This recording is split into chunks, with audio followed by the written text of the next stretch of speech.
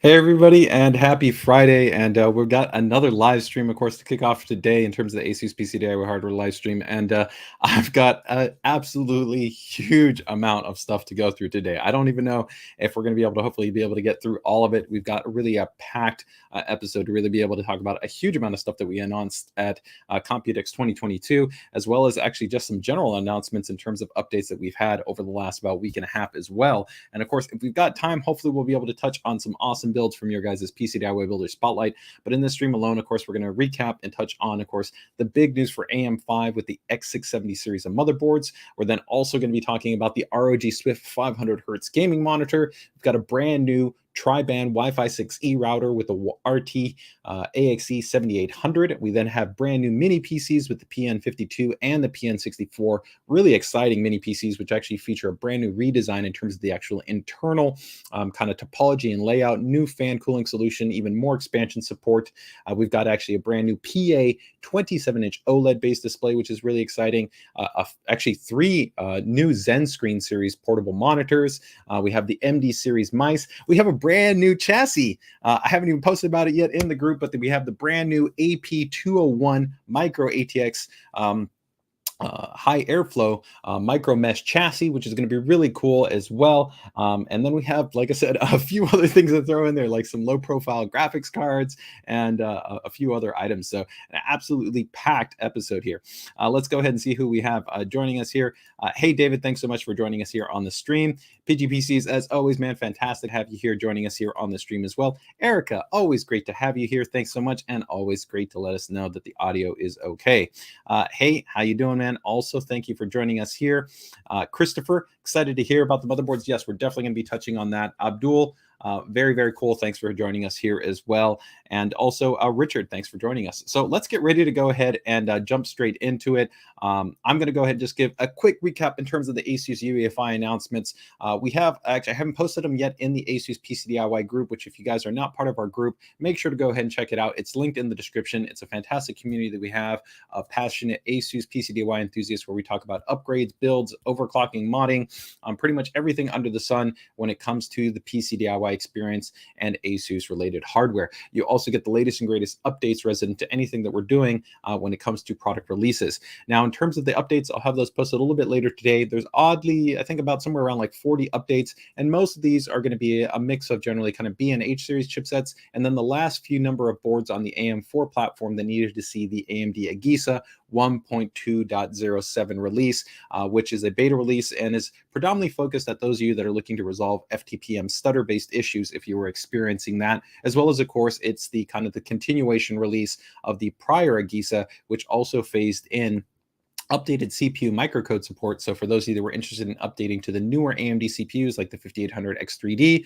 or any number of, I think about the 8 other CPUs that AMD announced in terms of that kind of refresh for the AM4 lineup, it would also be compatible. So those will be going up a little bit, like I said, later today. But like I said, just the last I think maybe about 5 or 6 other motherboards that were remaining for the AM4 side, and then the rest of the boards are going to be, like I said, marginal updates, which will be for like B and H series based chipsets for both Intel and actually some AMD side of the boards as well.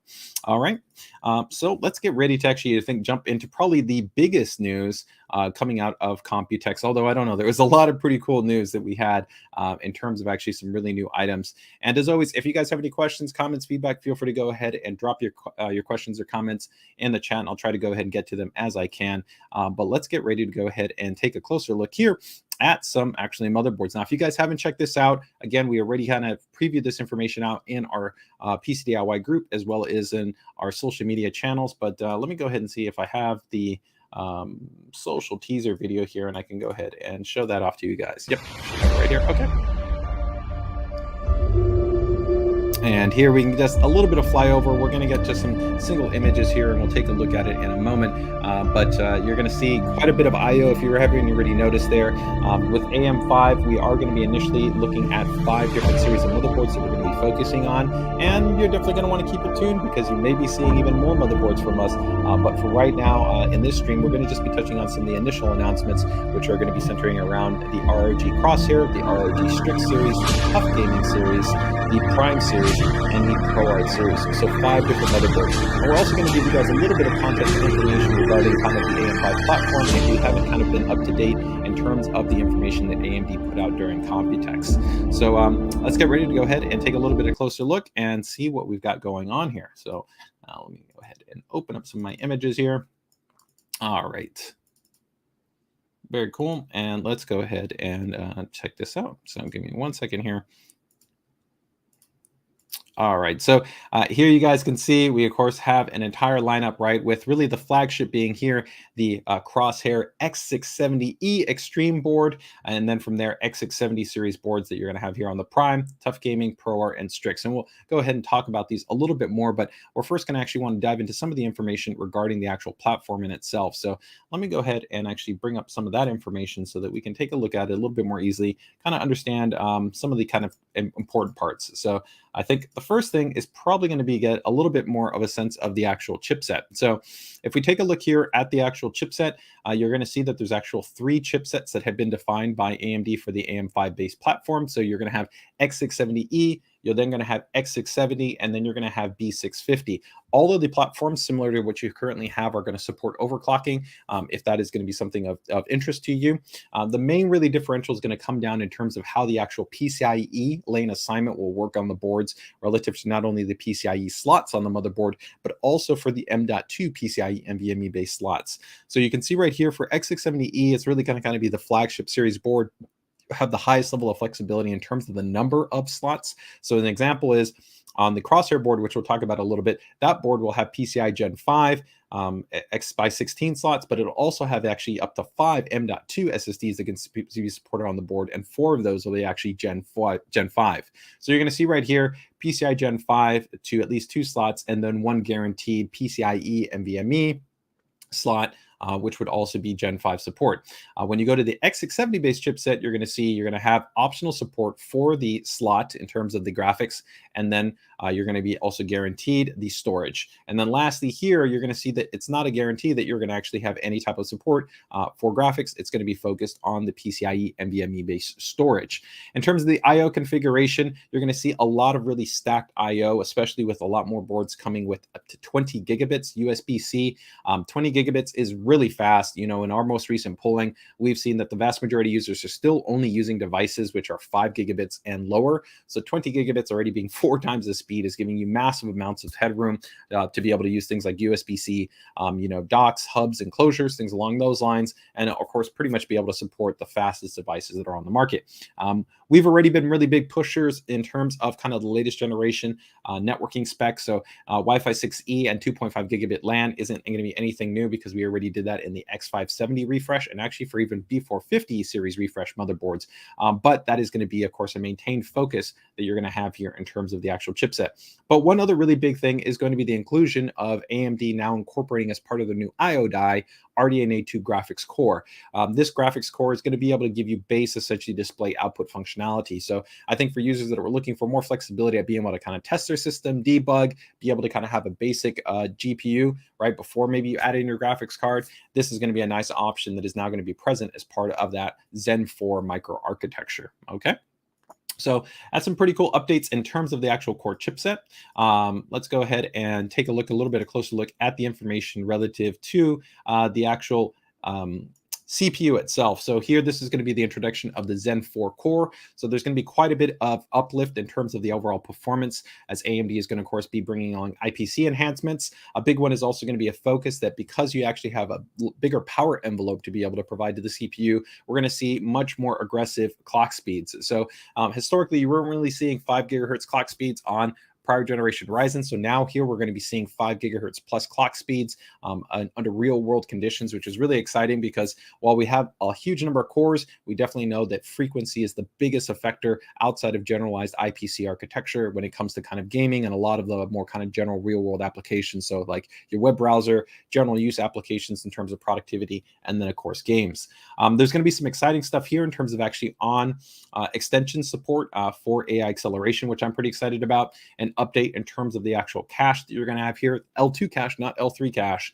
And the big one here for some of you that may or may not have heard is that AM5 will be a DDR5 only platform. But that really does make sense because DDR5 is the future. It provides superior efficiency, much more DRAM scaling, better density support in terms of as you move up to higher and higher densities, where now you can easily get DDR5 and of course 16, 32, even 64 gigabyte configurations and only 2 DIMMs, along with much higher speeds. So this is going to be an important thing to keep in mind, is that you are going to be transitioning to DDR5. And with the longer lifespan that you're going to be kind of having with AM5 as well, it makes sense to not kind of limit the platform in any respect by it having the DDR4, right? So it will be a DDR5 native platform.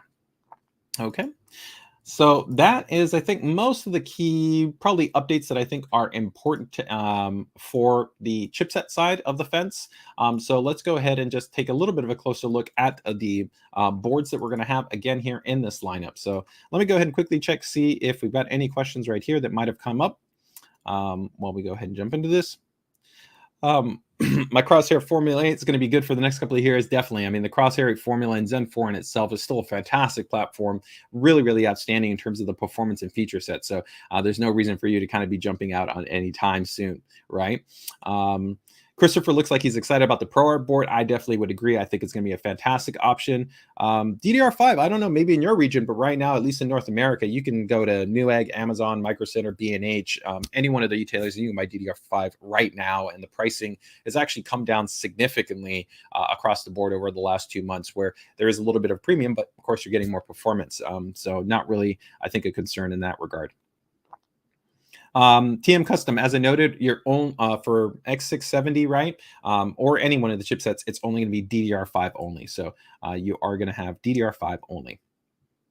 Backplate, is the backplate going to be compatible with AM4? Yeah, so AMD is already messaging that because of the way that they've designed the IHS for the CPU and actually for the socket, you are going to essentially have interoperability with AM4 based coolers. So like a cooler like right here with our Ryzen 2 will be backwards compatible. We have already done some preliminary testing though. In some cooling scenarios, there may actually still be a requirement for maybe a standoff adjustment, but there actually could be other coolers that we might have that would be pretty much just directly compatible. So we're going to just want to make sure to, as we get closer to the launch, make sure to look at the documentation information to make sure that you kind of get the best interoperability and the overall experience when it comes to coolers. But for the most part, yes, it should pretty much be interoperable and compatible. Hey, Michael, we're not giving any details on what you might be seeing from us beyond the 5 initial boards that we're talking about here. But, you know, being the world's largest motherboard manufacturer and knowing kind of our history in terms of the really cool stuff that we do in terms of an extensive product portfolio, all I can tell you is make sure to keep it tuned. We've got more to come when it comes to AM5. Okay. Hey, Kevin, thanks for joining us here. Let me go ahead and see.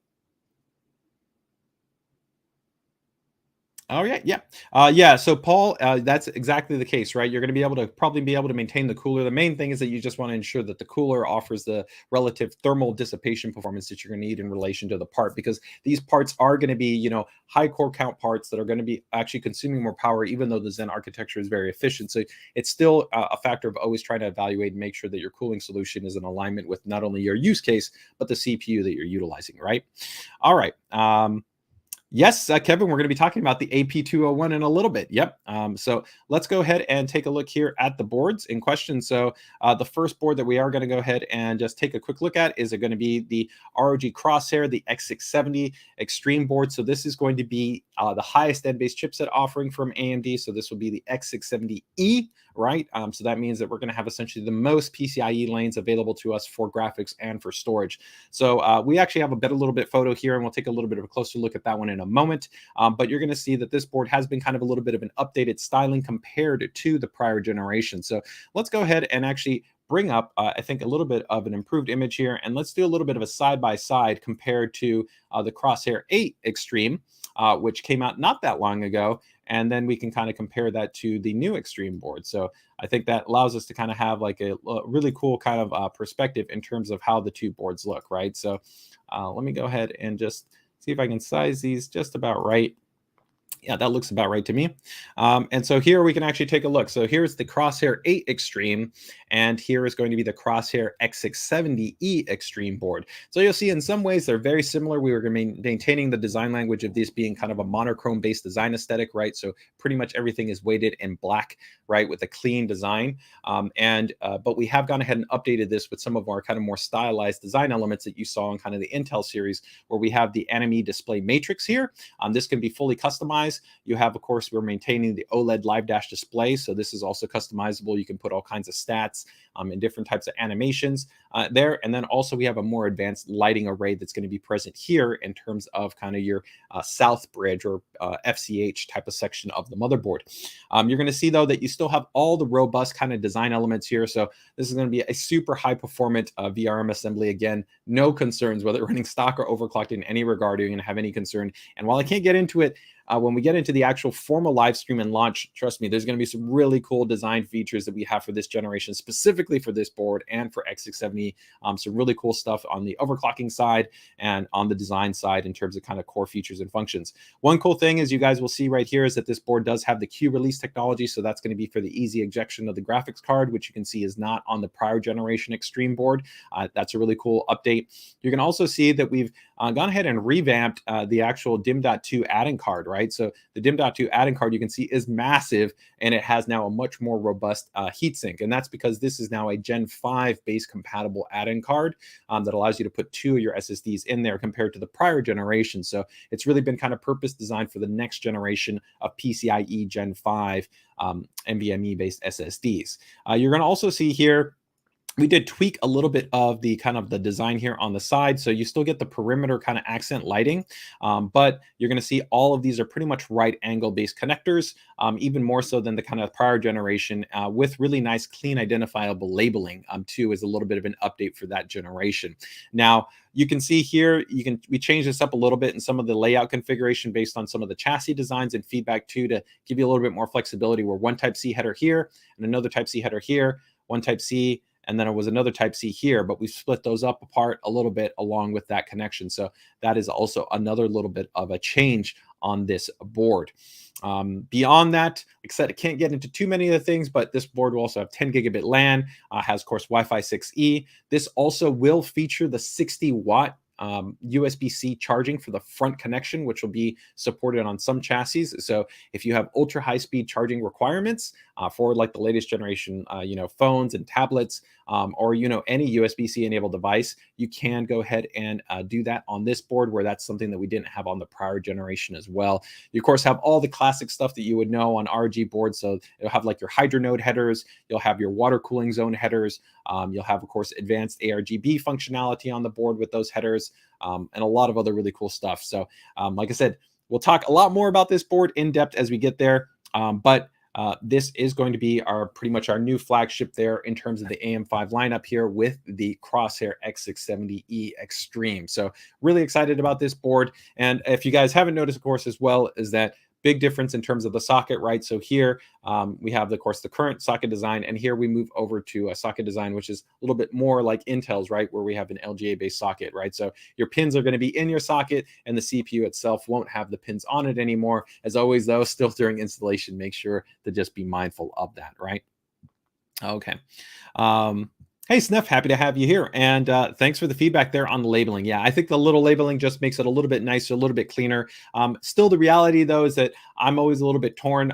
We like right angle, but the reality is right angle still has a lot of limitations when you talk about mechanical clearance. So it's always, for anybody that is going to be considering one of these boards, you do want to make sure that you're doing your homework resident to the chassis that you're putting this motherboard into, because with the extended EATX form factor and those right angle connections, you can actually run into issues where the holes kind of align up, right? And so this is why we still tend to do standard orientation for our motherboard designs, right? But specifically for the stream segmentation, we feel that most of the users are going to kind of spend the time to really make sure that they're matching up a chassis that ideally is best suited to the motherboard, right? So moving from the Crosshair, what's next up in the lineup? Next, we'll have the ROG Strix series, right? So the ROG Strix series is kind of like in our gaming series, tough gaming is our good, then we have our better, and then we have our best. So the ROG Strix will be sitting in that middle position, but this will still be a very high performance based board in terms of kind of the features, function. And again, across the motherboard, all of these are going to be advanced power stages, team power stage configurations, very robust heatsink and heatsink designs. It wasn't an issue on any of our X570 boards. It's not going to be an issue on any of these boards. So you can feel confident and comfortable that the overall stability and reliability resident to power delivery is going to be great on our boards in this respect. So big, robust VRM heatsinks, dual contact design. Of course, it's going to make contact with the MOSFETs and with all your power stages.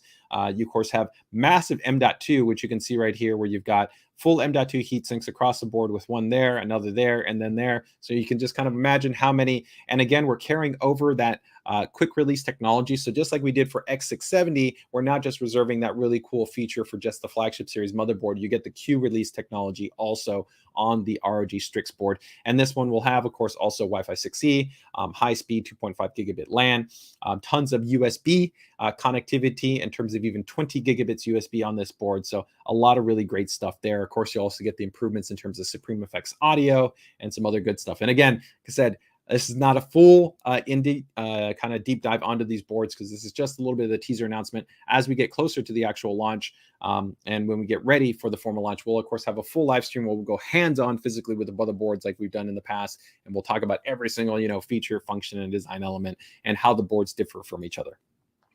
Tough Gaming sees a big update in terms of the ID styling. So finally, AMD is going to be equivalent to the Intel in terms of it gets the brand new Tough Gaming ID design that we've had now for a little bit.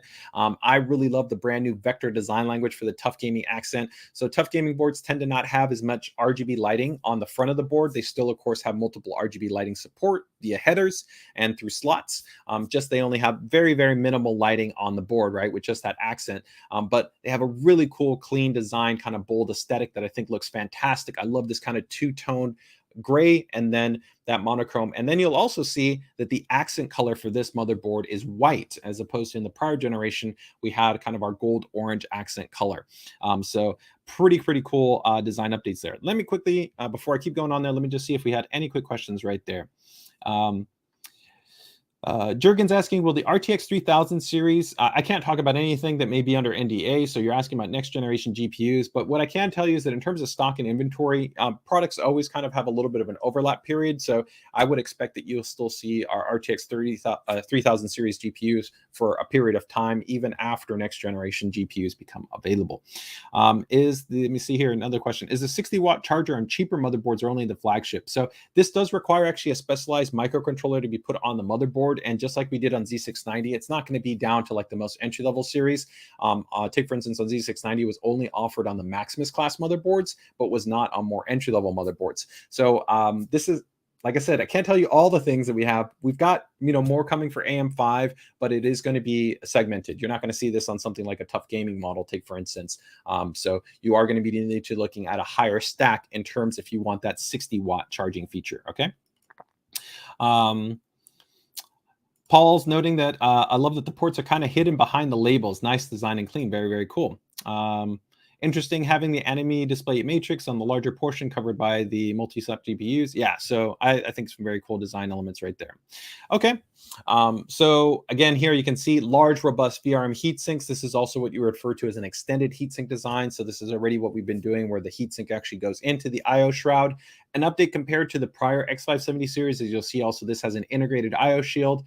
There's the Wi-Fi that's integrated, multiple M.2, and a very, very just nice set of features and functions on this board. Still get the Tough Gaming based audio design and those good elements. So that's our kind of good, better, best for gaming. And then going into one of my absolute favorite series, kind of our all-around board, great for gamers, content creators, productivity, science and simulation, is our Prime series. This is going with the same type of design that we had for Z690, which was using space exploration as kind of the design theme. And I think it looks absolutely fantastic. It looks a little bit kind of more silver here, but the Prime series has kind of that white, of course, ID design in terms of the shroud with silver accents for like the heat sinks. And then you have the black PCB, and it looks fantastic. It's a really, really great looking motherboard, and is going to be perfect for your white themed base builds. Again, really, really nice updates here too, with things like a fully integrated I/O shield. Normally the Prime series did not come with Wi-Fi. This generation, it will also come with Wi-Fi, and you can already see massive amounts of M.2, M.2, M.2, M.2, tons of M.2 connectivity on this board, along with, like I said, high-speed I/O connectivity, isolated audio design. So really, really going to be a great choice for those that are going to want something that's going to be bold and bright and in that little bit of a white-themed aesthetic, right? So very cool on that side. And then last but not least, the sleeper in the family, which is the ProArt series, one of my absolute favorite series, just because it has a really refined and clean stylized aesthetic. We do focus it for professionals and creators out right there, but I absolutely love that the Prime series, that the Prime and the ProArt series really look so different than our gaming series lineup, right? And here you maintain kind of the design that we have with a really refined kind of design accent, where you have this kind of smoked translucent IO shroud, and then we have these really cool kind of finned designs for a little bit more angular kind of refined design aesthetic, and then the subtle gold accent that we have is always of our ProArt line, which I think just adds like this elevated premium feel to it. These boards are really purpose built for, again, users that are going to be looking for tons of expansion. A hallmark of our ProArt series is going to be things like dual LAN. You're going to have tons of expansion support, where in the prior model you already had a lot of M.2 SSD support. You can see right here M.2 including PCI Gen 5, PCI Gen 5. So you can already see this motherboard is going to definitely be giving you lots of high speed PCI Gen 5 connectivity, right? And then you've got 1, 2, and 3 PCI Express slots on there. So a lot of flexibility for things like graphics cards, capture cards, RAID controllers, USB IO expansion cards, lots of things like that. And an often overlooked feature on the ProArt series is also going to be our ASUS Control Center Express technology, which lets you actually have like an out-of-band management, which means you can actually kind of connect to the motherboard and have low-level monitoring for things like temperatures and fan speeds. You can actually restart the system. You can remotely update the Uefi. There's a lot of really cool features and functions on here.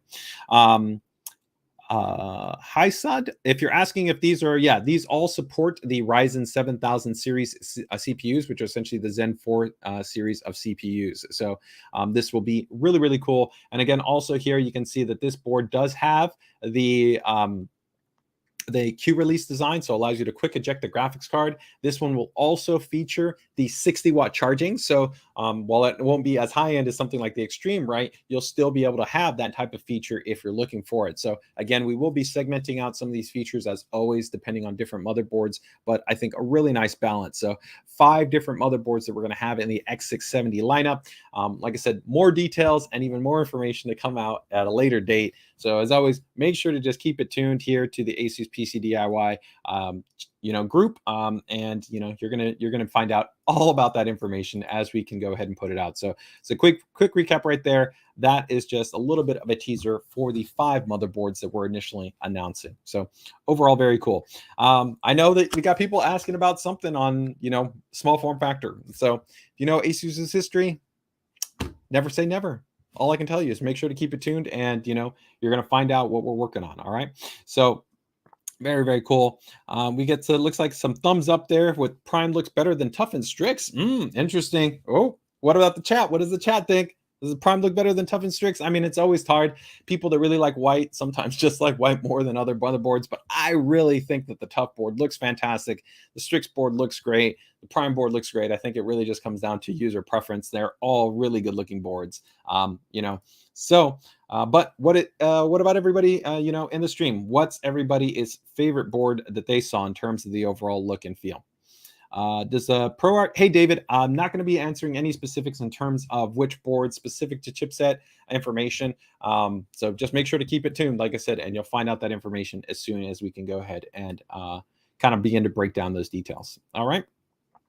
All right, so that takes us through in terms of X670 based motherboards. So some cool stuff there. Let me go ahead and get that out of the way. And I'm just going to go ahead and touch on some quick partner news before I get into the ROG Swift, because it kind of aligns with some of the cool stuff that we're also going to be talking about. So partners over at Zydac as well as Apacer, if you guys have not heard, I've actually gone ahead and made an announcement for the first PCI Gen 5 NVMe based at M.2 SSDs. So these are going to be, this is the one from Zydac. They're actually co-working together in terms of the actual same drives. So they're going to pretty much feature the same controllers, the same NAD, all that stuff, but there's going to be just a little bit different in terms of the heatsink packaging options that'll be available to them.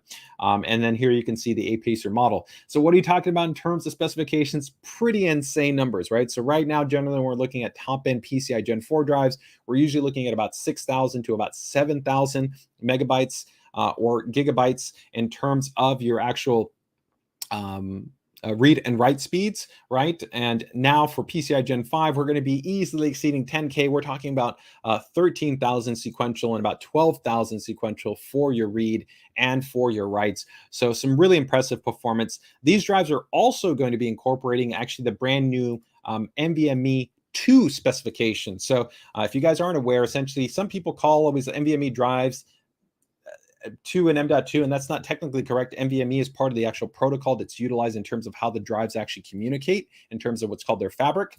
It's technically PCI Express, right? Because that's the interconnect, and then NVMe. So PCI Express, NVMe, and then there's a specification standard. The current specification standard is 1.4, and the new specification standard will be 2.0. And 2.0 brings in a lot of really interesting stuff. And one of the really big ones is because they're actually making some changes in terms of zoning, some other things that get really kind of technical, but very interesting, is that you actually should see an increase in usable space in your drive's volume. So when you purchase a drive, and let's say it's like a 1 terabyte or 2 terabyte drive, there's a certain amount of percentage of the drive that has to be reserved for certain types of over provisioning purposes. But in the newer specification, things have kind of been tweaked around to be able to kind of maximize the amount of space. So you as a user will just have a little bit more space. So the capacities won't probably be messages any differently, right, as far as 2 terabyte. But in terms of the usable space a user has, it actually should see a little bit of a bump up. So they haven't released pricing and availability as of yet, but rest assured, as them being a partner with us, we will have interoperability and compatibility. So if you're going to be looking for a very high-speed drive, well, you're going to be good to go on that side. All right. And we also have some secondary partner news here from our friends over at Kingston Fury.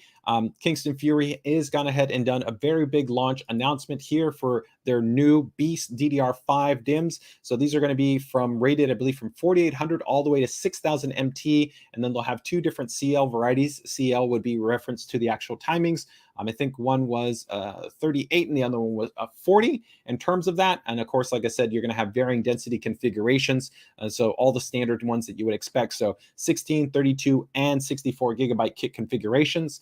Really cool looking design in terms of the overall DIMMs with this really nice clean black heat spreader, right? And then also some really nice bold and bright clean diffusion. They do a really great job on their diffusion. It looks really cool. And of course, these are going to be fully compatible to ASUS Aura Sync and Armory Crate and Aura Creator. So you can go in and control, sync, and fine tune all the options in relation to DRAM. And this does also still maintain their infrared sync technology, which the infrared sync technology is pretty cool because if you don't want to run any software, but you still want the memory to run actually in sync, the actual DIMMs will actually directly talk to each other through infrared, and it will maintain a perfect lockstep synchronization for the RGB lighting, which is pretty cool. So here you can see them in a really nice kit configuration.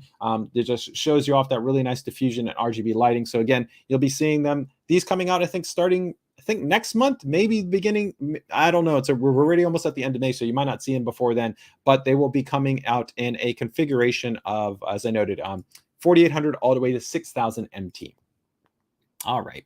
Let me see. Hey, man, when will there be X670 B660? Hey, Colossus, can't give you any information on anything that we haven't already talked about. So I've only been able to go ahead and detail the boards in question today, those 5 initial boards. But as anybody can tell you in the group, I will let anybody know in the group first things before anywhere else as far as if we have anything else coming down the pipe for AM5. So best thing I can tell you is make sure to keep it tuned and you're going to find out. Okay.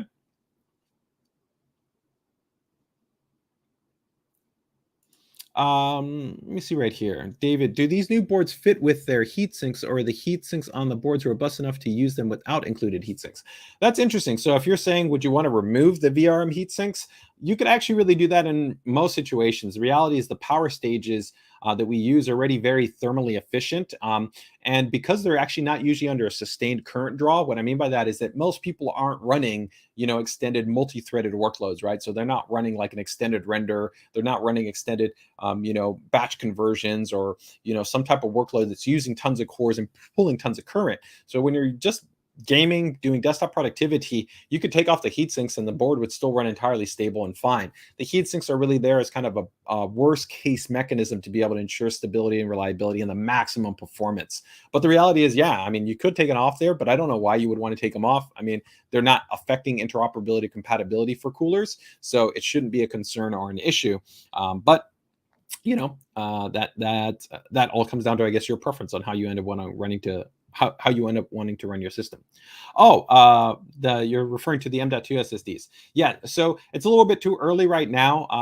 Some people don't really understand the reality is this is why I've always been a big advocate of U.2. A lot of people nobody really, from a consumer standpoint, really wanted to adopt U.2. I think they love the simplicity of M.2 because there was no cables.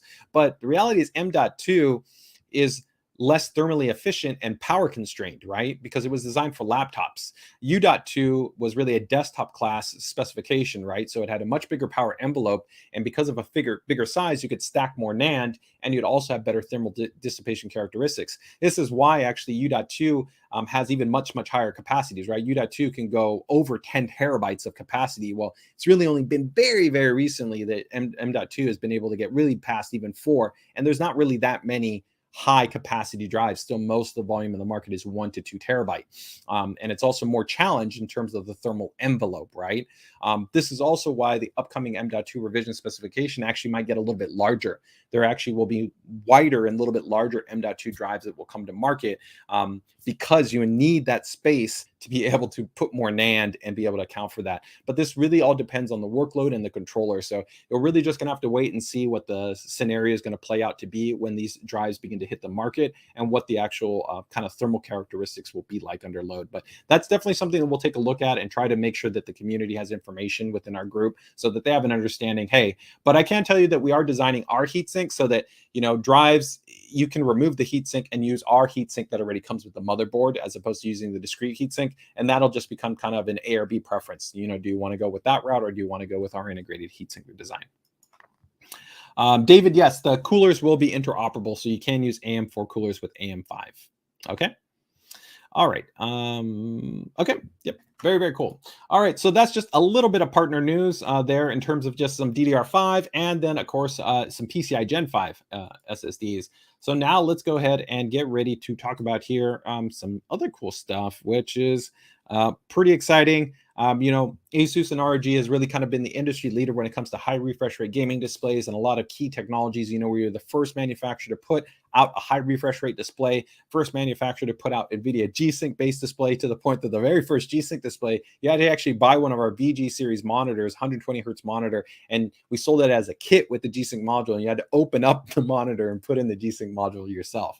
From there, we were the first to 144, the first to 240, then we had 280, and then we had the first 360, and now we're really excited to be able to announce the ROG SWIFT 500 Hertz, right? So this is pretty insane. We've been on the journey to really 1,000 Hertz, and even once we get to 1,000 Hertz, there's a lot of elements that are very complex in terms of designing a display that's really designed for outstanding motion clarity and for addressing all the different type of issues that can affect the actual display experience, whether you're talking about latency, whether you're talking about ghosting, corona, motion blur, so many different factors, right, that you have to take a look at, from pixel response to actual strobing implementations to refresh rate, right? And so many different pieces in that. So this monitor is really exciting because it's going to be actually bringing about some really, really cool technology that will be put in here. So we're going to have a 500 Hertz refresh rate. This will be, of course, 1920 by 1080, so 1080p based display, 24.1 inches. And this will actually be using a TN based panel. The prior ROG SWIFT 360 actually used a specialized fast IPS-based panel, but we also worked with NVIDIA and AUO on that panel to implement a technology called dual driver. For this one, we actually also have worked with AUO and NVIDIA to be able to actually have the first eSports-centric TN panel. And there's some specific optimizations that had to be made to really be able to hit what we wanted to. Part of the reason why we selected a TN because of its superior response capabilities that need to align with this high refresh rate. But some people negate TN and they're always kind of worried about like the color quality. This is not going to be your TN from years ago. We've already shown that in current generation TN, like what we have on our Tough Gaming 240 to 280 Hertz, you can get it after calibrated where it's essentially hitting 100% sRGB. So you can have very good actually color reproduction. This will be a factory calibrated, out of the factory color calibration. So very, very good. It's also using AUO's AM LED technology. And while I can't get into all the specifications of how this influences this panel, this is going to allow us to actually help to elevate the overall experience, to be able to have actually superior contrast and actually superior viewing angles. And then along with the factory calibration, really be able to give you a great experience. When you tie that in within the integrated G-Sync module, so its own discrete FPGA module in there for things like the vibrancy mode, the eSports vibrancy mode, which is controlled through the controller. It allows us to actually have advanced things that we can in real time control brightness, contrast, and many other settings, along with the variable overdrive performance, so that we can really maintain an outstanding experience across the entirety of the variable refresh range. Some people are only looking at this as like a 500 hertz monitor, but it's important that if you're maybe coming from 144, you're adopting into all the other refresh rates, right? So you're adopting into 240 to 280 to 360 to up to 500. And because this does have the NVIDIA discrete module, it's compared to monitors that don't have that. The key advantage here is that the variable overdrive performance, which handles things like the actual performance for the panel across that refresh rate, are tuned really precisely so that you get really great motion clarity experience across the entirety of the panel. That's very important because if you don't have that, sometimes the monitor really only looks best at one target refresh rate, which if it was really high and locked in at one value would really mean kind of the monitor really only has a good experience at one value. But here you can have an outstanding experience at, that 240, at that 280, at that 360, up to that 500 because of that variable refresh rate implementation. This also, of course, has the NVIDIA Reflex technology, so you can have real-time analysis of the actual response experience that you have, and that's fully compatible with all of our ASUS mice that we have right now. We have 8 validated ASUS mice, including the new upcoming ROG Chakram X, all NVIDIA Reflex certified. So really tied in to be able to give you a great experience. And you're going to want to make sure to keep tuned for some other information as we get closer to the launch of this monitor. But this monitor will also support our ROG Desk Mount Kit, so that if you do want to be able to go ahead and mount this with a C-clamp to your monitor, you could do that. I don't know yet if we will have this as a bundled version, just like what we did with the 360 hertz version, where we had one with the bundled C-clamp. And then there was another one that didn't have the bundled C-clamp, one that had NVIDIA Reflex, and one that did have NVIDIA Reflex. So just make sure to keep it tuned here, and you'll find out more information as we get closer to the actual launch for this monitor. Don't have any price points or kind of target release information, but rest assured, as we get closer to the launch, we'll definitely be diving into that information. Let me see right here. See if we got any questions that might have popped up right there. On that, I know that we jumped into a lot of information right there. Yep, Kevin Daly is giving us a 500 hertz right there. Yeah, I know Kevin has the original ROG Swift monitors. Yeah, Dream would be pretty crazy. 2 500 hertz monitors. That's pretty awesome right there. Any game that he can hit 500. There's a few titles, right? Again, NVIDIA is really kind of the leader right now at working with NVIDIA Reflex, where right now that's implemented in 35 games, and games that really kind of can target these ultra high refresh rate values. So, CSGO, Valorant, Overwatch, right? Dota. There's a lot of different kind of game engines, right, that vary, but they're going to predominantly be in that esports realm. And that's really who this monitor is purpose designed for, is that users that want really that competitive edge, whether they're kind of in the pro or they're just a general display enthusiast. And of course, as this kind of monitor is coming to market, we're going to probably also see additional kind of support through game engines to better support this, because it is important to keep in mind that this is not a monitor you're going to immediately replace, right? For many people, they're going to be keeping this for years, right? So we are kind of looking to also the future in this, because, you don't want to think about this as a locked perspective that you're not going to continue to see scaling. So very similar to like years ago when ultra wide was just starting to come in, there wasn't that many ultra wide games, but now you have more and more games that support ultra wide resolutions, right? Similarly, that's the same type of thing, right? As we continue to move to, this journey to 1000 hertz, you're going to continue to see game engines evolve in terms of their ability to be able to have higher and higher support. And even things like NVIDIA Reflex, the latest generation of Unreal 5 has built-in NVIDIA Reflex as part of the actual API system. So for game developers that are using UE5, they actually have direct access to that. And so that's one of the really cool things about NVIDIA's kind of extensive partnership and ecosystem with game developers. Okay. Let me see right there. Any ASUS CRTs in the future? Nothing that I'm aware of, right? So, okay. Yes, Doom is also, yes, another game right there, and also Quake. Quake can also do that in terms of actually another game title too. So they are definitely out there. Again, it's not going to be every game, but it's important to keep in mind that here this is about motion clarity experience, and it's not just about hitting 500 hertz. Not everybody has even a 360 hertz. Not even everybody has a 280 hertz. So if you were somebody that has 144, or 240, you would still be able to get this and be able to have that benefit of those higher refresh rates for any of those other games, because this is a variable refresh rate monitor, right? So you're not just buying a 500 hertz monitor. It's literally the entire refresh rate range. So it's really important to kind of get that perspective of that you're not just limiting it. It's up to 500 hertz, not just the 500 hertz monitor. Okay, so let's go ahead and keep moving this along to our next item here.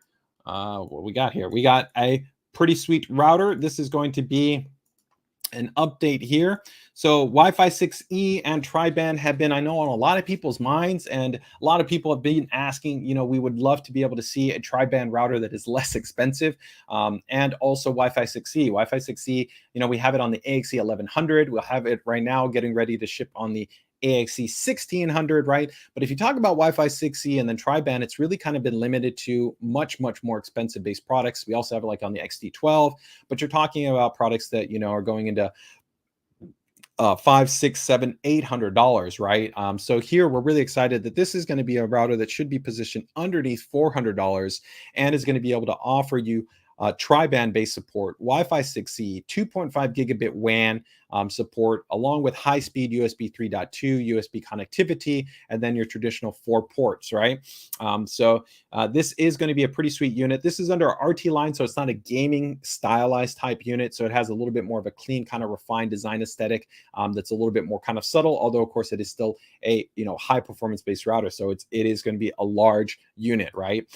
Extensive, of course, external base antennas to be able to offer you that outstanding range and coverage. And just like any of our current RT routers, this does support multiple modes of operation. You could have it serve as a primary router. You could have it serve as an AP. You could also have it served as a media bridge. And then you could also have it served as an AI mesh node. So that means if you wanted to pair 2 of these together to create a Wi-Fi 6E triband mesh network, then you could do that. And you can go ahead and configure the backhaul, which is the way that the 2 routers talk to each other, in a lot of different ways. So you could use the 2.4 gigahertz, the 5 gigahertz, or the 6 gigahertz band, or you could use the wired Ethernet and use that to connect the 2 routers together for the wired backhaul, which is generally the preferred option. So if you want to go that route, here we also do have mappable flexibility for the way that the WAN works, right? So if you were to do like a AI mesh with LAN with a wired connection, you would probably want to use that 2.5 gigabit, right? So that means that you could then default to have the WAN be one of your 1 gigabit, right? Or vice versa, right? So you have the flexibility for the WAN LAN, and you can also do WAN aggregation, which means you could take one of the other ports and combine them with the 2.5G port to even be able to have a little bit more headroom. Part of the reason why we also implemented 2.5G WAN support is because you're getting ISPs like AT&T, like Comcast, and other ISPs that have now really in 2022 started to deploy greater than 1 gigabit space connections. So 1 gigabits really for across the country was kind of the standard, and only kind of in commercial or professional business spaces could you get greater than 1 gigabits. But AT&T and Comcast have both deployed now that they're working at 2.5 gigabits, 5 gigabits, and then even starting to do test trials for 10 gigabits based ISP services. So we're kind of really building out, the feature set to be able to give users kind of all the options that they want in this regard. So I'm really excited about this as kind of being a great value. Yes, it'll be a more expensive router, but for getting Wi-Fi 6E, getting a triband, and getting that 2.5 gig on the WAN, this is going to be a great unit. It's going to come with an advanced quad-core BCM-based processor, DDR4 memory, 512 gigabytes.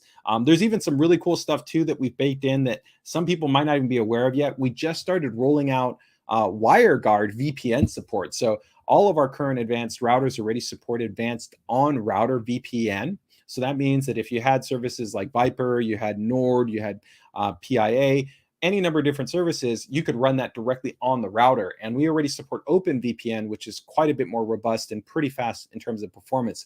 But WireGuard, which is a new standard, which has just come out and it's just starting to kind of make its inroads, we are now implementing that into our WRT firmware, so that if you really want to get kind of the next level of VPN performance, that's really exciting, because normally it was quite a bit more complicated to try to be able to implement this. So being able to get it into our clean WRT interface, I think, is a really exciting feature, and shows really why we're at the forefront of consumer routers in terms of giving users the most kind of feature-rich experience for managing, monitoring, and kind of controlling their routers. So that is going to be a pretty cool unit. 10G line at all homes, that's just not realistic. It's too expensive for so many users, but we got you covered. We got motherboards with 10G, we got 10G add-in cards, we have routers with 10G, we have 10G switches, but you know, it's just not realistic for the vast majority of users when it comes to 10G deployment across the board.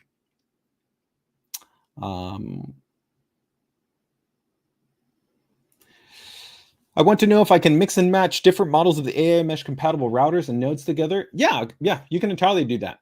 You know, we have right now about 30 models. If it's AI mesh across the board, you can always mix and match. But you always want to keep in mind that if you're mixing and matching, that it does work based on kind of the lowest common denominator. So you could take a Wi-Fi 6 router and pair it with a Wi-Fi 6E router, but because the backhaul is not going to be able to maintain that, you wouldn't be able to maintain the Wi-Fi 6E. So you still would get some benefits of the Wi-Fi 6E router, because generally it's still going to have a faster performing chipset. It might also have more spatial streams for other elements. So you still can benefit in terms of kind of range and certain elements of throughput and speed. But ideally, you want to match, you know, one to another, right? So it doesn't always have to be the same model, but it could be like an AXE1100, and then it could also be then like an RT-7800, right? So that's Wi-Fi 6E to Wi-Fi 6E. But this all depends on kind of what your permutation experience is. But you can definitely mix and match across the AI mesh ecosystem. They do not have to be the same units. Okay. All right. So that takes us through our next announcement there in terms of the triband unit. All right, so let's get to one of my favorite items. You know, it gets sometimes overlooked up in our product stack, but I think that they are pretty cool. We've got brand new mini PCs coming out, and these are going to be a brand new redesign. So they actually have a new design in terms of their enclosure, has a new type of heatsink and fan assembly that offers quieter operation with even better thermal dissipation performance, a little bit more of a refined designed aesthetic, even better airflow design, where we actually have a design that actually goes around the entirety of the body to be able to actually improve intake and exhaust characteristics. Still great connectivity and expansion and accessibility support. So the PN64 is going to be, I think it'll probably be the first mini PC on the market that will be phasing in DDR5 and Intel's 12th gen Alder Lake based architecture. So you're going to get PCI Gen 4, you're going to get Wi-Fi 6E, you're going to get support for extensive drive configurations up to 3 drives, multiple displays. You're going to get that awesome Intel Xe graphics architecture. Actually, excuse me, moves over into Intel's new ARC-based architecture with fast onboard iGPU, that DDR5, high-speed networking connectivity, a lot of really cool features on these mini PCs. So the PN64 will be essentially really kind of for users that really want to get that ultra high level kind of laptop class performance, right? But in a mini PC with some really nice flexibility in terms of the number of IO, as well as for the performance side of the fence, right?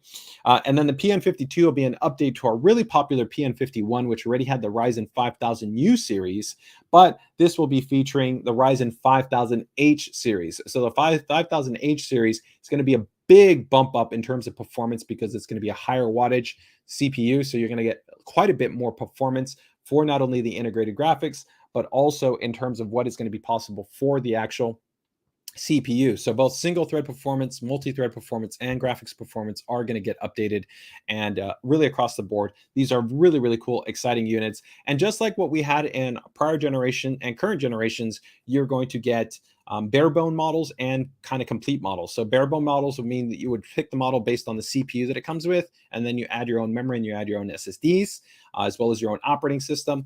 And in the system models, it will come actually with an operating system. So that's generally on most of the models, either Windows 11 Home or could be Windows 11 Pro. And then it would come with memory, it would come with storage, and of course the CPU.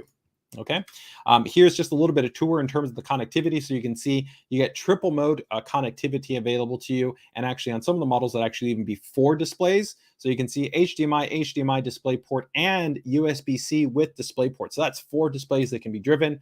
Ultra high-speed connectivity with 10 gigabits, and actually for the Intel units, optionally Thunderbolt support, USB 4 support. Then you've got 2.5 gigabit LAN also for high-speed networking. Optionally, it could either be Wi-Fi 6 or Wi-Fi 6E in the latest generation Bluetooth specification. You can see those nice vents that we have there as well. High speed there in the front as well. 10 gigabit, 10 gigabit, 10 gigabit, all on the front. So very, very high speed connectivity. Multi-combo jack right there. So headphone or mic. And overall, a very, very cool, like I said, addition. This will be pretty much the same body for the 2 of them. So it just comes down to whether you're going to want Intel or AMD for either one of those models. So that will be, again, the PN64 and the PN52. And for those that might be interested, we also just launched the PN63. So the PN63 took a little bit of time because of the pandemic. It was delayed, but that's also still a really great unit. And it's now launching, and still one of the only models on the market for mini PC where you get 11th gen base CPU part. Very, very good performance. Actually faster performance than the Ryzen 5000U series, especially for a lot of desktop applications and browsing and lightly threaded use. You get the Intel graphics core on there with QuickSync technology, PCI Gen 4 support, up to 3 drives, including 2 NVMe, PCI NVMe drives, and a SATA drive, along with 2.5 gigabit LAN, Wi-Fi 6. And the PN63 is available right now in a barebone configuration as well as in a system configuration. So really, really nice mini PC also on that side of the fence.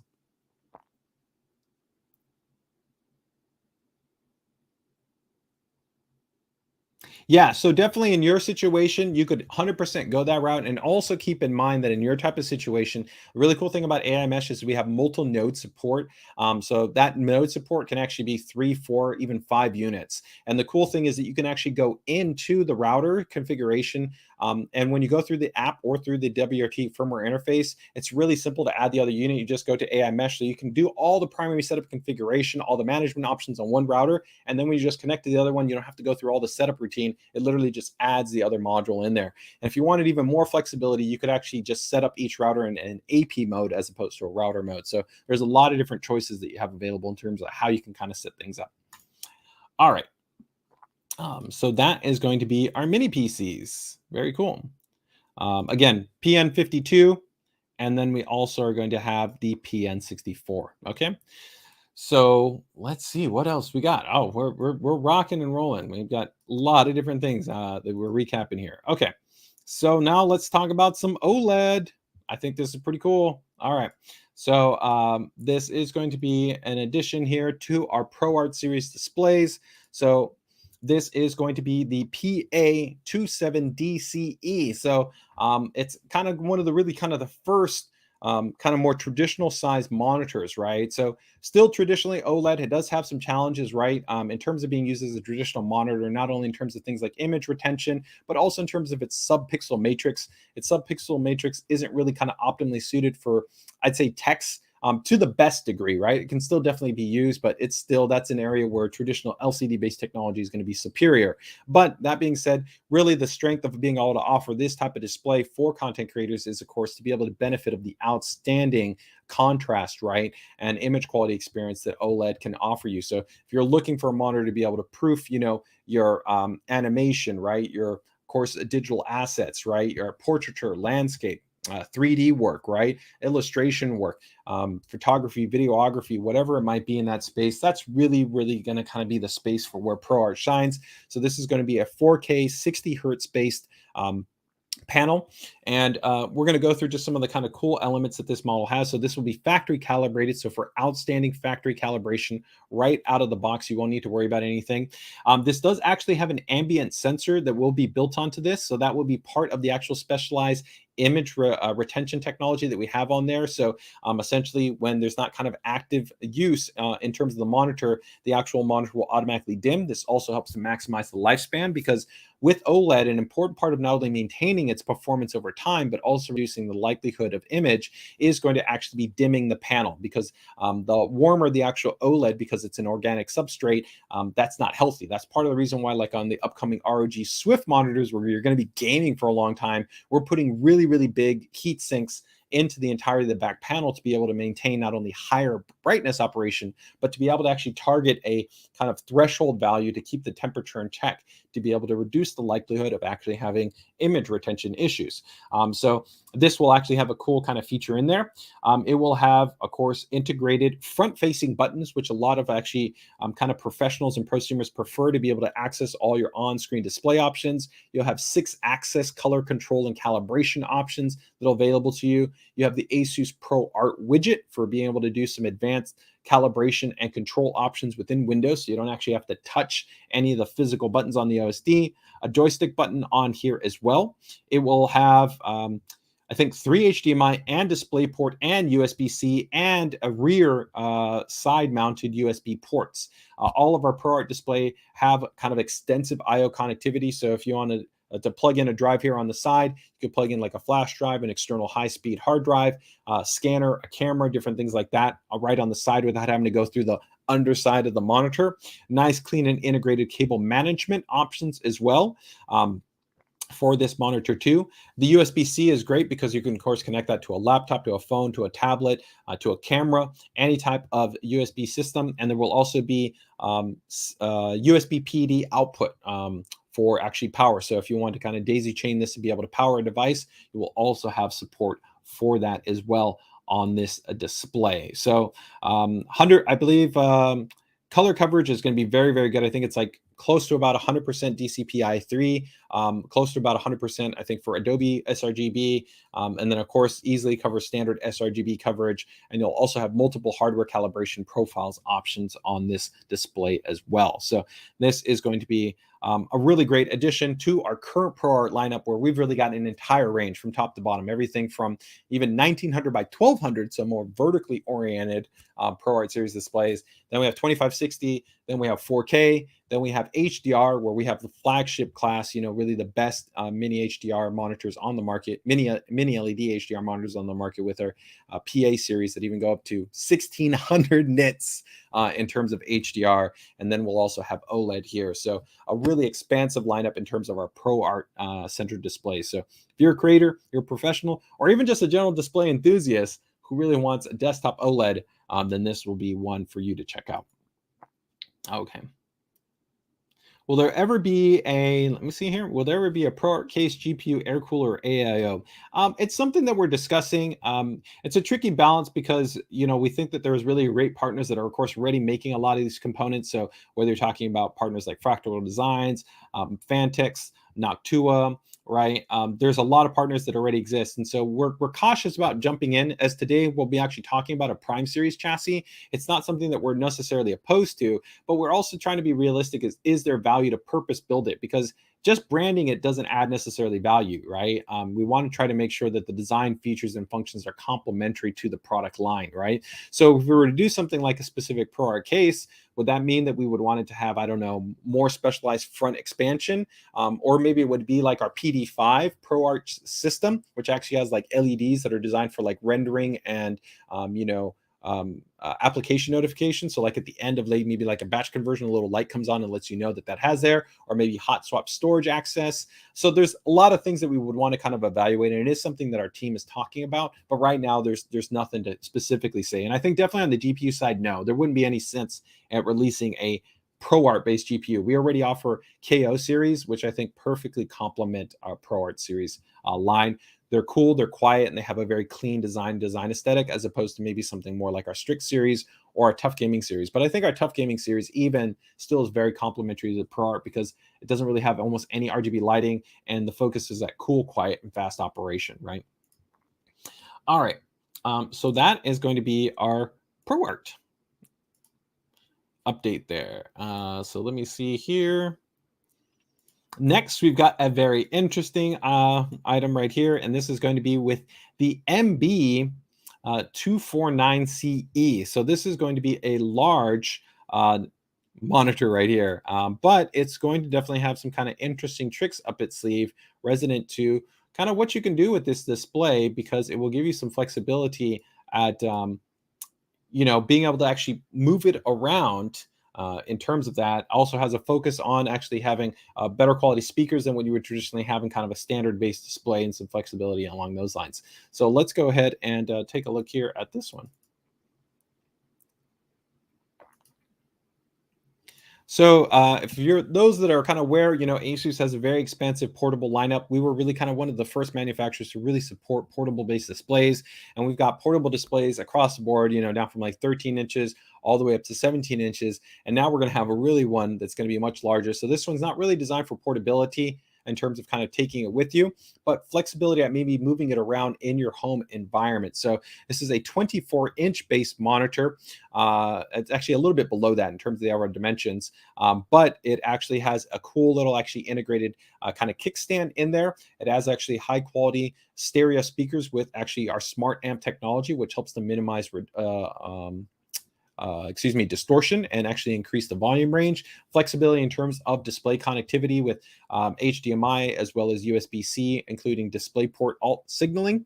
And you can also see right here, if we take a look at the back, there'll be some flexibility right here in terms of how you can actually mount this. So there'll actually be some more information coming out into this, but the way that we do see this is kind of the flexibility of having a display that you might have positioned in maybe your office, maybe actually in a kitchen environment. It could be in your, kind of your front kind of a portion of your house as an entryway, an SMB Soho kind of space environment, small home business office type of scenario. There's a lot of different ways that you could actually end up kind of utilizing this display, but the flexibility of being able to have a thin and light monitor that can easily be moved and powered is kind of the rationale of what we have right here. So this will be under the ZenScreen lineup. No pricing yet for this model, but it will be the largest within the ZenScreen family. So again, ZenScreen goes all the way down to our most kind of compact 13, 14-inch models up to kind of 17-inch models, including in our gaming lineup, which are under the ROG Strix series. And then now we'll have a 24-inch based model. So that will be the MB249CE. Give me 1 second here.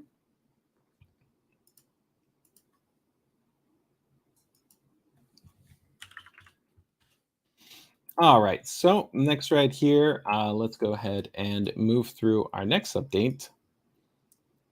Give me 1 second right here. Okay. And now let's get into a pretty cool one. This is going to be, give me 1 second here, our ASUS Prime AP201 high airflow micro mesh micro ATX chassis. That's a mouthful, but pretty much it's the AP201. This one I've been really excited about. I've been wanting to share this one since we pretty much finalized it. And I think it's going to be a very exciting addition in terms of kind of our offering, especially for those that are going to be looking for a very cool kind of compact, small form factor chassis that is not going to be too expensive. Let's go ahead and take a look at the AP201.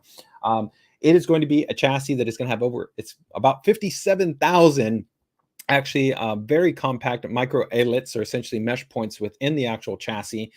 So very, very cool. It's going to accommodate mini ITX and micro ATX. It will actually come in two colors. It will come in black and in white, offer USB-C connectivity and Type A connectivity, have actually dust filter, and actually be able to support up to 360 millimeter radiator configurations. It's also not going to be very expensive. It is going to be actually targeted at a pretty aggressive MSRP price. We haven't finalized that internally, but I can definitely tell you're not going to be looking at a super expensive chassis in this regard. We do want to kind of hit a strive balance, and that's part of the reason why it's under the Prime designation, because Prime is where we still do offer micro ATX as well as also mini ITX based motherboards. So let's go ahead and actually take a closer look at some of the actual imagery that we've got here for the board, for this chassis. And we can see right here.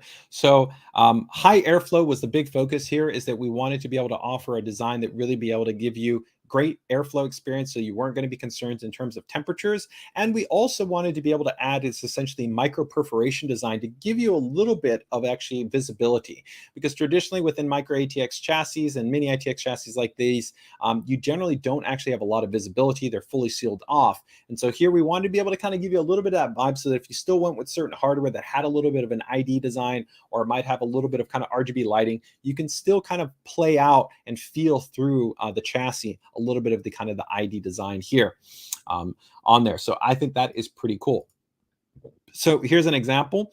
If we take a look, and where we can see that it actually has the actual hardware installed, you can actually see you've got that 360 millimeter AIO that's going to be installed in there. That's going to be able to fit with no issues, because you've got great airflow venting on the top, on the front, on the bides, on the pretty much in all sides, right? Again, 57,000 micro perforations throughout the entirety of the chassis are really going to allow for great airflow experience.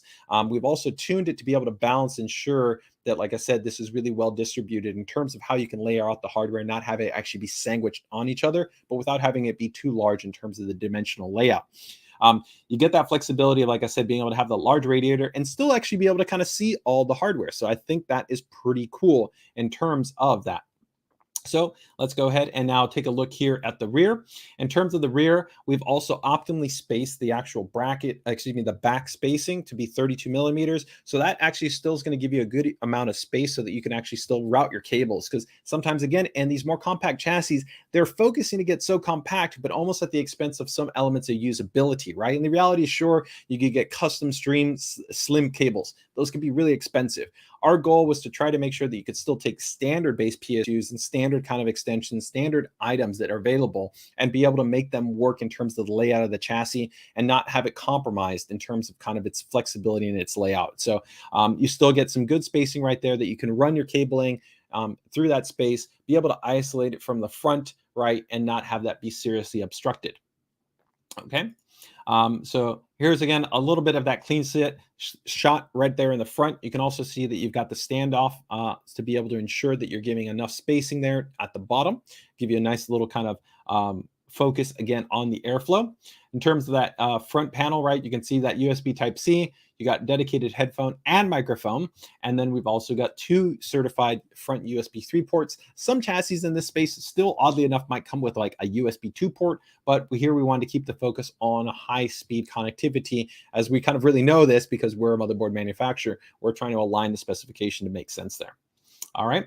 And there you can see, of course, it's going to come in white, and it's also going to come in black. So I think fantastic in terms of being able to give you that flexibility that you can go with kind of the aesthetic that fits you well, right? So again, if you go with kind of our Prime series hardware and our white series of components, again, remember, we make white coolers, we make white motherboards, we make white graphics cards, right? We have partners that make up all the other white accessories in the ecosystem as well. We'll also have our Tough Gaming RGB fans, which will be in white and black, which will be perfect for this type of chassis, right? And then we also got the black, which black could go well also with our Micro ATX ROG Strix boards, our Mini ATX ROG Strix boards, also with all of the ROG hardware, right? So, the graphics cards, XF120 fans, right? The upcoming ROG RGB edition fans, right? So really kind of a great mix that you can kind of go either or, gaming, non-gaming, general productivity, emulation box, small home server box, whatever you want, right? Very, very cool. So, and then right here, you can see just a little bit of closer shot in terms of the actual fit and finish right there. And here's just a little bit kind of an emulated layout of what you would kind of see if you were to kind of mount in your hardware configuration. So here you can see, again, we focused on not wanting to go mini ITX. There's a lot of really great partners already doing mini ITX. And here we wanted to give a little bit more flexibility because there's not a lot of micro ATX, I think, compact high airflow type chassis like this that are truly on the more compact side, right? There's ones that are going to be much larger. And so here we kind of felt that there was a really good balance to be able to offer still a compact system, but give you that flexibility. Pick the one that works more for you. You want to go mini, go mini. If you want to go micro, and you can still fit in our graphics cards. Us being the, really a leading worldwide manufacturer in terms of graphics cards, we know the dimensional layouts. So you can see right here, even if you went with a big full RTX 30 series like ROG Strix or Tough Gaming graphics card, it's going to fully be able to clear in there and not have any issues in terms of the layout, right? And again, you know, you go air cooled, you could go custom water cooled. You have different flexibility within the layout. Let me see any questions right there.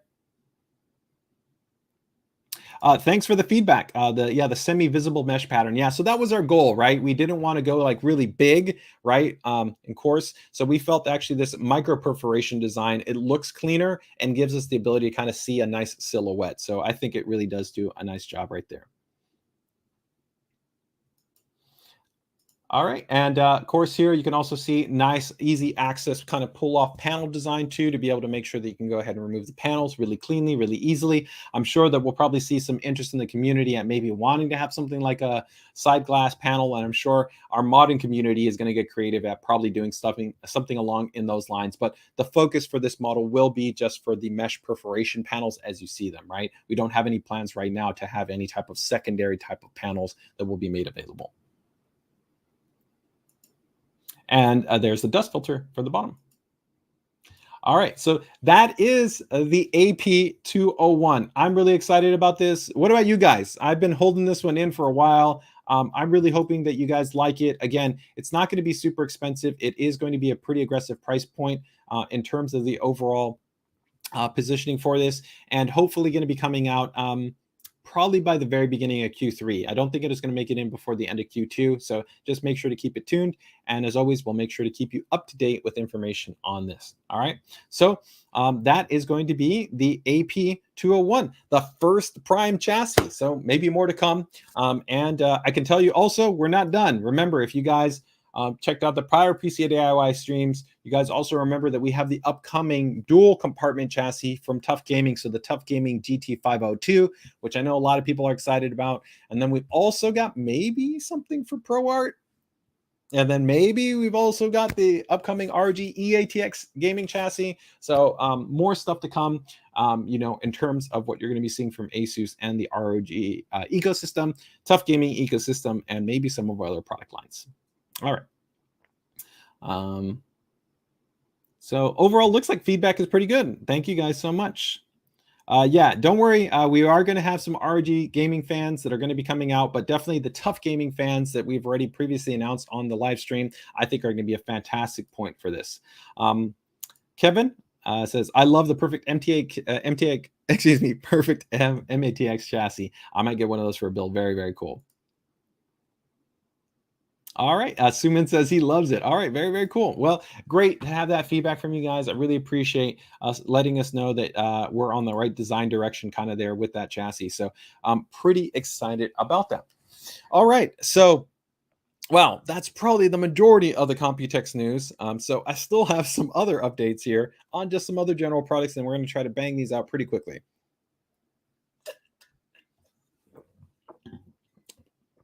All right. Let me go ahead and see right here. Oh, thank you so much. Mortified Penguin. The AP201 is great. All right, very, very cool. Happy to know that. Thank you so much. All right, so let's go ahead and take a look at here at some updates that we got. This is going to be for another update, and this is going to be for actually our mice. So you know, most of the mice that we tend to focus on here in our group is going to generally be our gaming centric mice, but this is the PCDIY stream. Not everybody's a gamer. We have actually people in our group and in our community, of course, that are just general users. Productivity, they might actually be prosumers. They might actually have work that they're doing with their systems, and they're sometimes just looking for something that might be compact, reliable, also still portable. Maybe they want to mix and match and use it kind of with their laptop and a desktop based product, and they're not necessarily interested in kind of a gaming oriented product. So here we actually have the MD series. So the first MD mouse, if you guys remember, is just about to come out with the MD300, which I'll show there in a moment just as kind of a reference. But that's the one that actually has the integrated ASUS dial, which is very much centered around users that are going to kind of be in the content creation space and use a lot of Adobe applications. So like Photoshop, After Effects, Lightroom, things along those lines. This is a more kind of general mouse. And one of the cool things here is that it has a magnetic cover. So it actually comes in the 2 color variants. So it'll either come in this colorway, so you actually get with both colors, or you'll also get this secondary set, which will come in this these 2 colors here. So I think one is called powder blue, I think solar blue, excuse me, solar blue. And then the other one I think is lilac. So those are the kind of two sets, and you can actually change the covers in either one. We've kind of designed these to target against, if you look at similar kind of mice, maybe from Logitech, it would be like the M350, or from Microsoft, I think it's the mobile mouse. And we've definitely focused at giving some really nice design accents to it. So one, it's a very compact based profile design. So it's designed really easy to be able to kind of slide into a bag, fit in terms of your hand, where you can actually carry it. So a lot of times when people are moving from something, kind of like if you hold the mouse, it's kind of weird. So you can just actually use your pinky or a finger and actually grip it through the actual hook and loop faster that you have over there on the rear. We are actually going to be implementing high quality switches here. So compared to the competitors, I think both the Logitech and the Microsoft, one is like 3 million rated and the other one's like 5 million rated. We'll have 10 million rated switches on the both the left and right, and for the encoder. It's certified for 20 dB operation, so it's essentially near silent operation, a year in terms of the actual battery life. Unlike some other competitors, 100% PTFE feet, so very smooth, consistent movement across any type of surface. Bluetooth and 2.4 gigahertz connectivity, so it'll be either or. You can have either benefit. The actual mouse also is going to have 3 DPI settings. A lot of the other mouse in this kind of segment have a locked DPI setting, or you can't customize it. So here you can have, I think, 3 different DPIs from 1800 up to 1600 DPI, which is great depending on the surface and kind of how smooth you want the mouse to overall be able to move on. And then another really thing is that this does feature what we call our anti-back guard technology. So it's actually part of the actual surface. It's actually coated with our anti-back guard tech. And so this is actually industry validated to actually inhibit the buildup of bacteria. So, the mice statistically are in the top 5 most kind of dangerous bacterial zones for buildup over time. And this actually reduces bacterial buildup, I think close to over 95%. In the testing, it might even actually be 99%. So it's just kind of a secondary staple guard, right? It's not, of course, the key selling element of the mouse, but it's nice to know that, again, you have this benefit that's just inherently within the mouse, right? So this is going to be the MD100 and priced, I believe, at a very reasonable price point. I think it's going to be around $35, the MSRP. So not expensive. So a nice addition that we're going to be offering. It's technically also called the Marshmallow Mouse. So I think that's another kind of cool little addition right there that we will have available to them. All right.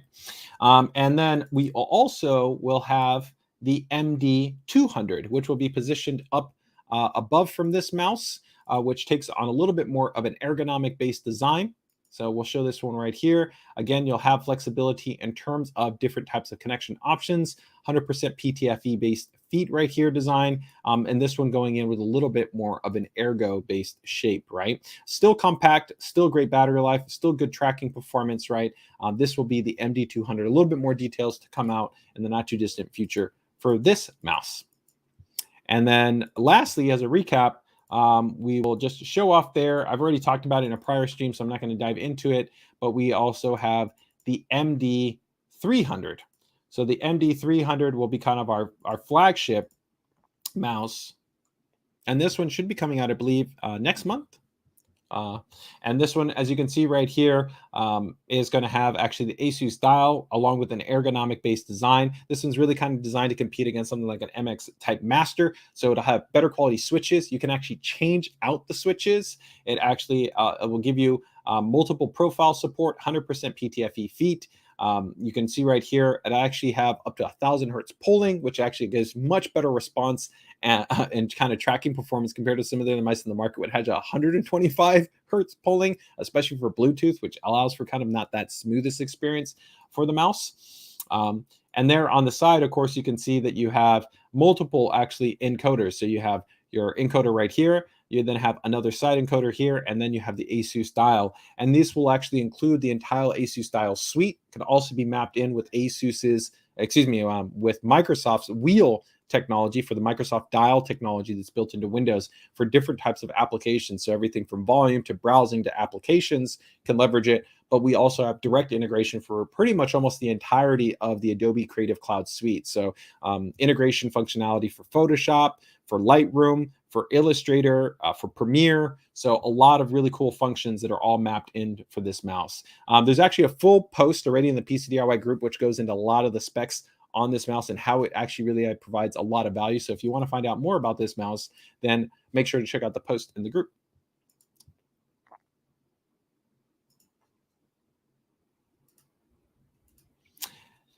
Yeah, David, you are correct. That mouse is kind of classified. It's the MD300, but we do kind of classify it because it does have the dial as kind of our ProArt line. So it is kind of been focused first and foremost as part of our general lifestyle office kind of segment, but because it really does fall into really being beneficial to creators, that is segmented as kind of a ProArt series product. MUFC14, as far as any other kind of IP collaborations, we're always open. So if you have feedback on IP collaborations you'd like to see from us, feel free and let us know. But the reality is that IP collaborations can take sometimes over a year in terms of not only the design and the development, but the legal aspects in terms of coordinating. So we can't discuss anything that we even may potentially be working on in terms of other IP collaborations. Right now, we are fully committed to the ROG Evangelion based collaboration that we have going on right now that has, of course, followed up from the prior ASUS Gundam based one, and then prior to that, like the Call of Duty that we've had. So we're excited to continue to see what the community thinks about these collaborations, and we'd love to be able to do more of them.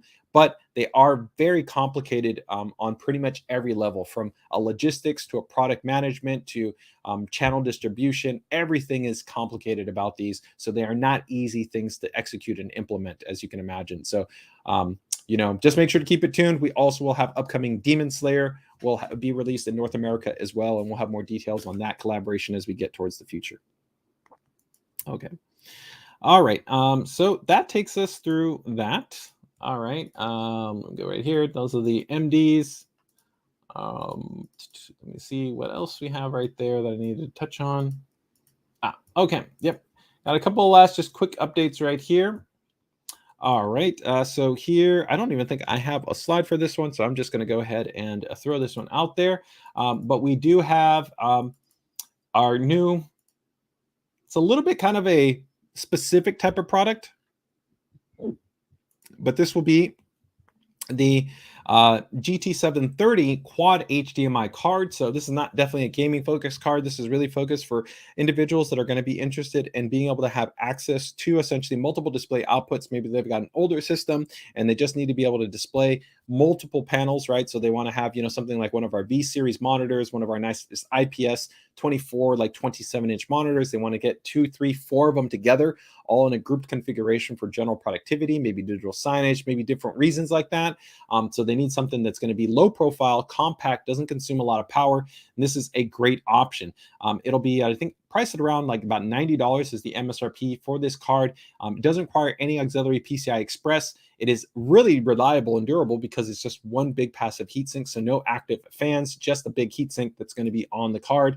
And as here you can see an example that if you had kind of like a motherboard setup, like a micro ATX or an ATX-based basic board, you could have multiples of these installed, right? Or here you can see 16 displays, right? In terms of actually how you could go ahead and matrix these out. But this is just a great option that if you're looking for a card to maybe upgrade from just basic integrated graphics, you still get current driver support from NVIDIA. It does support DirectX 11 and DirectX 12 API support.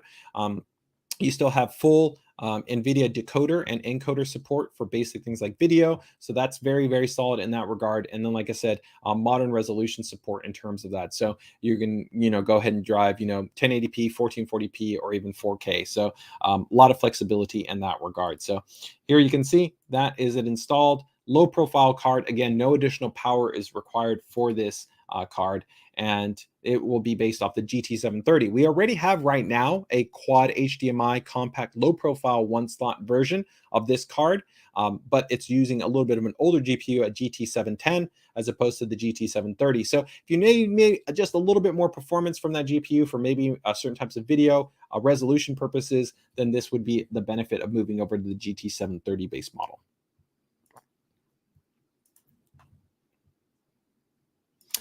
Power usage, I'd have to double check. I don't have the specific power consumption targets, but that also depends on how much you load on the card. It won't exceed 75 watts because 75 watts is, of course, going to be the power envelope for the PCI Express slot in itself. In most situations, probably you're going to be somewhere, I'd say about 30 to about 40 watts if you're talking about multi-monitor. I mean, with this type of card, that's the focus you would want to have, is at least running multi-monitor configurations. So that would probably be the nominal kind of power envelope that you would be at. It could go a little bit higher than that, but it would essentially never exceed 75 watts because it doesn't use an auxiliary PCI Express power connection. Yeah, this is a great card for like debugging and for just kind of general purposes you could kind of drop in or something like that. Yeah, Kevin, you can watch this. you can watch your stocks and you can watch your crypto right on a secondary monitor, I suppose. Yeah, that would definitely be a scenario right there. Okay, so let's go ahead and jump into some of the other just last items that we have here. And I think we're going to probably be able to get to the PCDIY Builder Spotlight, but we also have some definitely cool promotions that I wanted to be able to make sure and touch on. So yes, the price on that GT730 card is going to be $85. So very reasonable in terms of the price point right there. And I think I've got a couple of other cards here that I want to be able to just touch on quickly. I already talked actually about that PN53, yes. So here we've got two other cards here. We've got an RX 550 card, 4GB Evo card, which will be coming in at 140, and then a 552 gigabyte, which will be coming in at 109. Again, these will probably be more suited for users that might be just looking for a very entry-level graphics card for maybe basic, maybe older games. Emulation would be great. This would be great GPUs for kind of general emulation, adding in maybe an older desktop system that you might have, or something along those lines as a kind of basic upgrade as well, because minimal power requirements where you don't actually have to have a auxiliary power connection, right? So this one will be 110, which you can see right here. It is based off of the Radeon 550 base graphics core. And again, not going to talk too much on this because this is not a really kind of a high performance based card, but you still at least, again, get a graphics card that has modern GPU support, modern decoding support in terms of video, and of course, any kind of the web-based standards. It's going to be very cool, quiet. You still actually get very reliable aspects in terms of the card design, where it has dual ball bearing fans, so designed for a very long lifespan. Those are actually also IP rated, so for minimal dust, debris, and dander in terms of getting inside and affecting the lifespan. This, just like any of our graphics card, is produced using the ASUS Auto Extreme production process, which means that they actually are produced using advanced SMT production, which is the best way to do it in the industry. So better better reliability, better durability, better accuracy. So that's really great because it's the same technology process that we use on literally $1,000+ graphics cards are being produced on the $100 graphics cards. We're the only vendor in the industry that does that unilaterally across all of our cards, right? So this will be a nice little option right here, and very compact based card as well. And again, no power requirement for this. And then if we step up a little bit here, we've got the RX, 550, 4GB. This will be, again, a little bit more legitimate kind of entry-level gaming-based graphics card. Very reasonable price point on this as well. Pretty much the same type of design, same type of thermal solution. Cool, quiet card, reliable. Again, I think a good choice for an upgrade to a pre-existing system where you want a little bit more graphics performance, maybe also want some basic GPU acceleration and maybe certain types of applications. This could also work well. And again, also emulation-based boxes, that would also be a pretty good choice. So those two cards coming in at, let me see, 139, so 140 essentially for the RX 550, and then for the 550 at 110. Okay.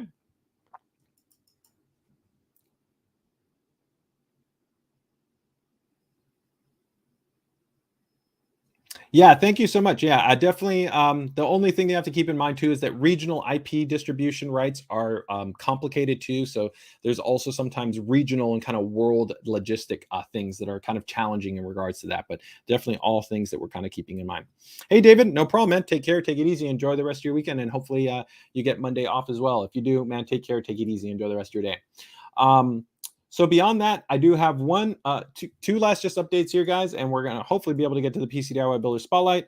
But I did want to go ahead and give an update to the ROG Chakram X. I know a lot of people have been waiting for this. It's finally getting ready to be MPI'd, which means released into our distribution channel, and I have a confirmed MSRP pricing for you. This is the updater right here, the ROG Chakram, one of my absolute favorite mice that we offer in terms of our lineup right here. Will be coming in at $160 in terms of its actual price, and you should be seeing it show up probably in about mid-June now in terms of its actual availability. The big update for the ROG Chakram X is going to be actually quite a number of things. It's going to have an 8K polling, so it's really designed to be paired with the Flare 2 Animate, which also has 8K polling, designed to really complement NVIDIA reflex-based monitors that we have, like the PG279 QM or the ROG SWIFT 360 Hertz, which are NVIDIA reflex-based monitors.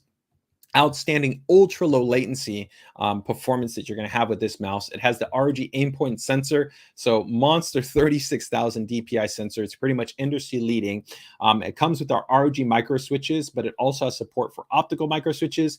We've redesigned the position and the actual shape and texture of the actual joystick. So the joystick has actually been offset a little bit to be able to have actually better kind of quote unquote reachability for different people's kind of thumbs or finger when it's rested there. It's also got a different shape that's more concave, and it also has texture to it.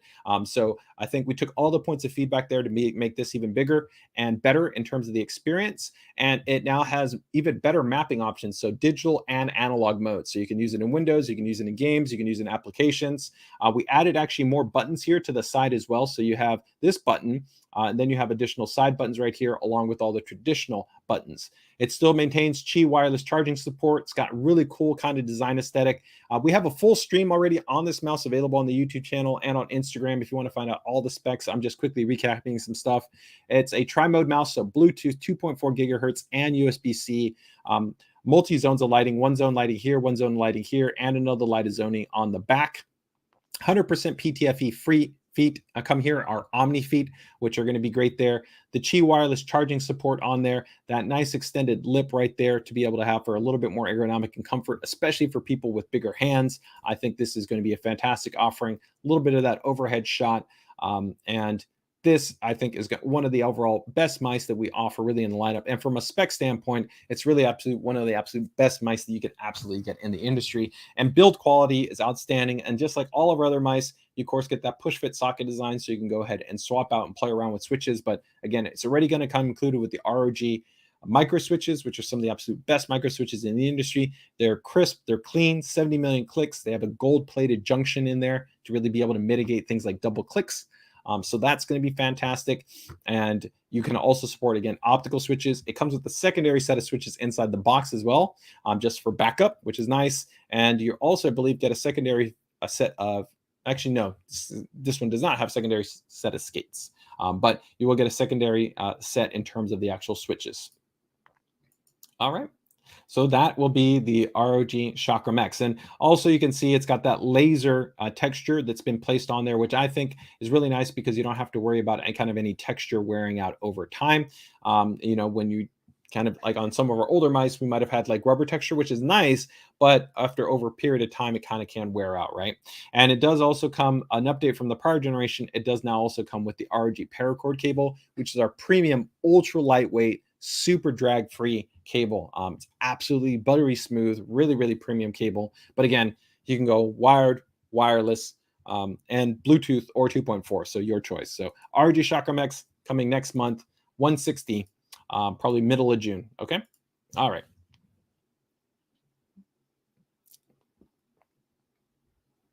No. 8K for wireless polling, no, that's not possible. That has to be wired. So it's still 1,000 hertz polling for 1,000 hertz polling for the wireless connectivity. But I believe the wireless is actually simultaneous for both 2.4 and Bluetooth. A lot of Bluetooth mice dumb down to 125 hertz polling, but 8K polling you need to do through the USB-C wired connection. Oh, Su Min's got a little bit of real world feedback. I think he's one of our lucky users outside of the world, outside of North America, and he's been able to actually pick it up. And he says, received the Chakram X this week, and I love it. I never used an ASUS mouse before, but now I will change all of my mouse offices in my home and office to the Chakram X. Wow, that's a big thumbs up. Yeah, I really love it. I think it's a very comfortable mouse. It's got a really nice balance in terms of kind of its weight distribution, really great tracking performance. It looks really cool. Battery life lasts really, really great on this model. It also supports quick charging, which I didn't note there too. So a lot of really cool stuff on that mouse. All right, so let's go here. And we've got the last couple of notes here on some promo stuff, guys, which I think is pretty cool that I want to be able to touch on. So we currently actually have some really cool ROG graphics card promotions, and I'm going to go ahead and drop these in the link. will there be a dongle for 2.4? Oh yeah. So actually, that's a good question. So asking about the dongle. So all of our current mice, they actually come with integrated storage. So the cool thing is that the dongle actually stores directly inside. So it just removes, and that's a type A. So because that's what's the most common, but you can easily get an adapter to type A to type C if you needed type C for the actual dongle, right? Okay, so one of the cool things too is that we currently actually have some great promos that are happening right now for graphics cards. We've been working, of course, with our channel partners to be able to get better availability locked in for many of our current RTX series graphics cards in stock. And the other thing too is we're actually running some pretty great promotions. So example right here, as you can see that even directly from the ASUS store, we can see here we have an RTX 3080, and we're actually right now have actually savings below the MSRP. So we've already been working to really establish and redefine the MSRP as we've now gotten to kind of stabilize a little bit of the GPU stock and availability.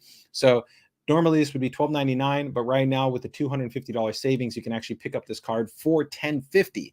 So it's a pretty nice actually savings if you were kind of waiting to kind of finally be able to pick up a card and you weren't over the last kind of year or two. That's a really cool thing that we now have coming. And this is actually happening on multiple GPUs. So here's an example on the Tough Gaming 3080 OC. Here it's also on the 3080 Ti, which you can see 3080 Ti has a $300 savings right now. So from $1,549 to $1,249.99. If we also take a look at the ROG Strix cards, they're also getting a price drop there too. So from $1,400 to $1,200. So that's a $200 savings.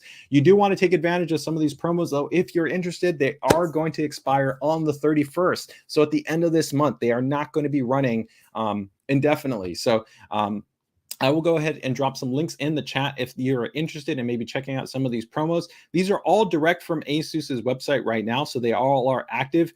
Some of our e-tailers do have these active, but not every e-tailer will. So it is important to keep in mind that if you do want to see that pricing, make sure to reach out to your e-tailers and ask them about the the updating pricing.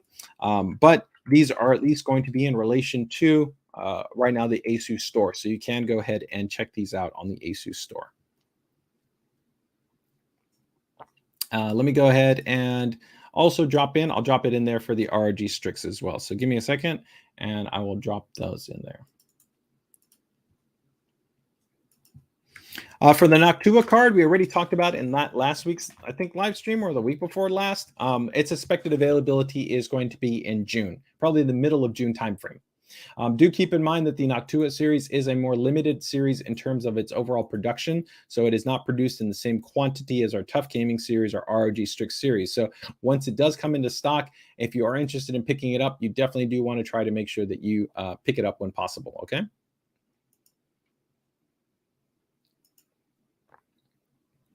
All right, so let's go ahead and lastly, we also have a promotion right now happening on ROG Strix power supplies. This is, I think, on all ROG Strix power supplies from our 550 watt all the way to our 1000 watt. Also keep in mind that the ROG Strix power supplies come in black and they come in white. This is the model below our Thor series, so there's no screen, but you're still getting Gold series power supply, and it's fully modular, ROG heatsink design, great topology, long 10-year warranty, and even our Axial Tech high-quality fan in there, which is designed for very quiet operation and great airflow. They're seeing some very nice price savings right here. Here you can see originally priced at $180, now $125, but this is across the board. So if you're looking for a power supply from 550 watt to 1000 watt, we have that in our ROG Strix lineup. So I'm going to drop it in the chat there for the 750 watt. But again, that will be for all of the ROG Strix series power supplies. They're all currently on promo right now. And let me just double check the promotion schedule for you. That is going to be running until next month. Okay. And actually, let me drop in the chat the models that we have all on promo.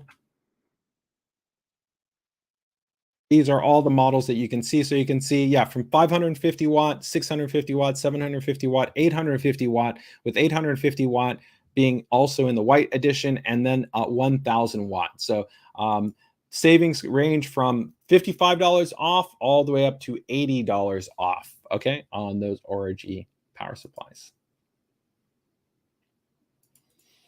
All right, and last but not least here, we have our what we call our new ASUS Infinity, which is kind of like a experience where we really looking to kind of try to align that if you kind of compare our different products together, you can really help to get an amazing experience. That's the way that ASUS has designed its products, is to kind of be a holistic company, right? To be able to give you kind of a best experience from motherboards to graphics cards to monitors to peripherals to so many different things. So this is our new kind of Infinity campaign, which ties together the experience of all these items. And you can actually see here that we have a great set of deals that will actually help to let you know what's going on in relation to hardware. So the really cool thing here is that this allows you to get a great experience at understanding all the different promos that we have going on. So normally I talk about these promos, but now you can go to this Infinity page. So you can see right here, check out, we've got motherboards right here on promo. You can tell their promo pricing, right? And until when it's going, until the end of this month, right? Where we've got B550, Z590 motherboards on promo, right? Monitors.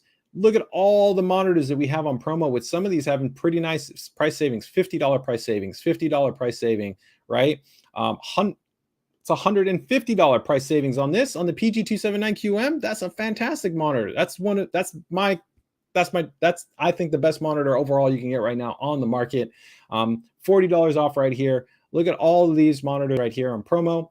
Networking products also on promotion, peripherals on promotion, GPUs on promotion, which I just talked about, and then PSUs on promotion. So make sure to check out this ROG Infinity page. This is going to give you all the access you want to know about in terms of all the great deals that we have going on for you. Okay. So that is ROG Infinity. Okay. I think that wraps up just about everything. I don't even know if I really have time to be able to jump in the PC DIY Builder Spotlight. We literally have covered almost everything I need to, and I still had 2 monitors left that we hadn't even touched on, with 2 ZenScreen series monitors. So the ZenScreen Ink and the ZenScreen OLED that I hadn't gotten to, that I still actually just want to quickly be able to touch on, guys. So I'm going to go ahead and touch on those. And next week, we will definitely make sure to jump into the PC DIY Builders Spotlight. And so definitely make sure to keep it tuned for that. Apologies if you guys were hoping to be able to see the Spotlight this week. But really, that's just the nature of the beast with Computex 2020. So much news to be able to cover this time around, and so many different things to be able to jump into in terms of kind of additional product releases. No, you can entirely. While we would love to be able to kind of make sure that a user has all ASUS, the reality is that, if you do have a competitor's motherboard and you install an ASUS graphics card, it'll 100% work. If you have an ASUS cooler and you put that on a competitor's motherboard, it will still work. So you still have full interoperability and compatibility, so you don't need to worry about that in that regard. So if you're taking a look at, our power supplies, our coolers, our graphic cards, our monitors, whatever it might be, these are open standard components, so they're designed to be interoperable with each other. Okay. All right. So let me go ahead and just lastly touch on these 2 items here, guys. And we will wrap things up here. If anybody has any other questions that I haven't gotten to, feel free and go ahead and let me know. So next here, we're going to go ahead and touch on, this is going to be the ZenScreen Ink. This is going to be the MB249CE. So let me go ahead and get this eye. This is going to be a 15.6-inch IPS based portable display. So you can actually see right here, it's pretty cool, right? This will actually be able to have USB-C as well as HDMI based connectivity. Also comes included with the actual stylus, which allows for of course, direct writing input with MPP 2.0, but also up to 4096 levels of pressure sensitivity. So for more kind of creative based workflows, it does have actually portrait and landscape orientation support, which is pretty slick in terms of actually that's functionality. It has a stepless kickstand, which is pretty cool too. The stepless kickstand allows you to go ahead and be able to adjust it really easily, be able to work with whatever's more comfortable for you from not only a viewing angle for kind of being able to have content creation or general content consumption, right? And because of the automatic orientation support, right, it's cool so that you could go ahead and orient it for maybe email, chat, different things along those lines. And then you could adjust it if you're watching video or if maybe you're actually going to be utilizing it with the actual stylus input source, right?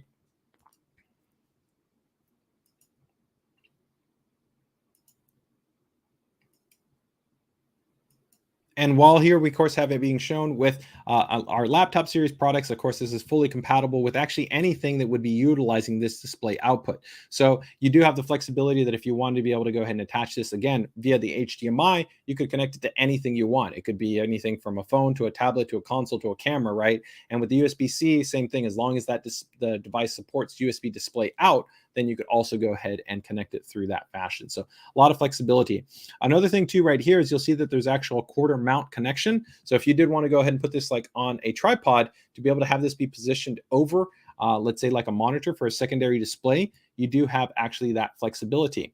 I think I've got a little bit of a quick video here for this guy. So let me go ahead and see if I can show this to you guys. Yeah, I have it right here. So give me 1 second.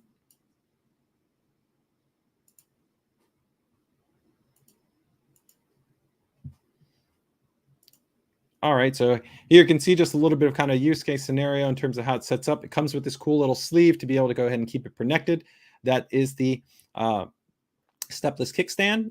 That is that USB-C, which provides power and the display. You can also see that it has a magnetic connection there for the actual stylus. So it allows you to go ahead and make sure that you always have it with you.